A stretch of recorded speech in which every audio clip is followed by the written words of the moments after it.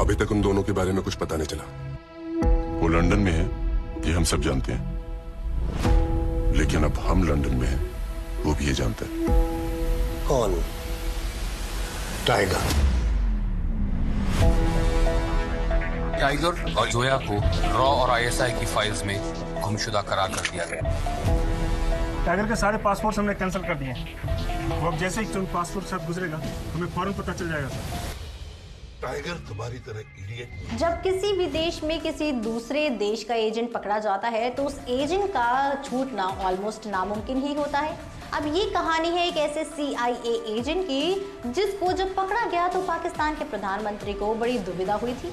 अब उनका बयान ये तक आया था कि अगर वो एजेंट को छोड़ते हैं तो पाकिस्तानी उनसे नाराज हो जाएंगे और अगर नहीं छोड़ते हैं तो दुनिया के बाकी देश उनसे मुंह मोड़ लेंगे।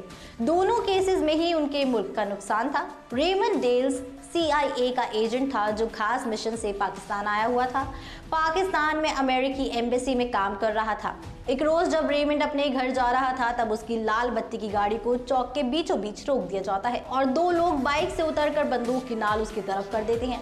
पर जैसे ही रेमंड को ये भनक लगती है कि उसकी तरफ अटैक हो रहा है, वो अपने रिवॉल्वर निकालकर 5 गोलियों से उन दोनों अटैकर्स को भून देता है।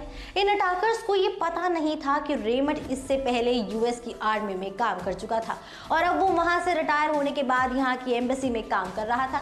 बिल्कुल दोस्तों वैसे ही जैसे टाइगर 3 में सलमान खान का किरदार होने वाला है, जिसने कहने को तो जासूसी और रॉ दोनों ही छोड़ दिए हैं, लेकिन कुछ ना कुछ ऐसा हो ही जाता है कि जो उसके देश को उसकी जरूरत पड़ ही जाती है। अब ऐसी ही कहानी हमें फिल्म के 3rd पार्ट में भी देखने को मिल सकती है, जिसमें फिर से टाइगर और जोया इंसानियत के दुश्मनों के साथ लड़ते हुए नजर आने वाले हैं।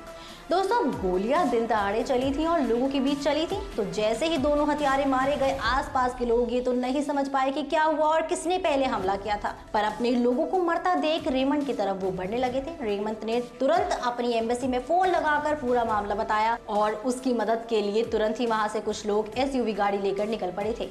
गाड़ी को जल्द ही पहुंचने का डर सता रहा था क्योंकि रेमंड इतने सारे लोगों से अकेले ना तो अपनी बात कह पाता, ना उन्हें समझा पाता और ना ही उनकी सुन पाता, इसलिए SUV बहुत तेज चल रही थी। इस जल्दी की वजह से सामने से आती एक बाइक पर बैठे पाकिस्तानी आदमी के साथ गाड़ी की टक्कर भी हो गई थी और एक और पाकिस्तानी 10 मिनट के अंदर मारा गया था।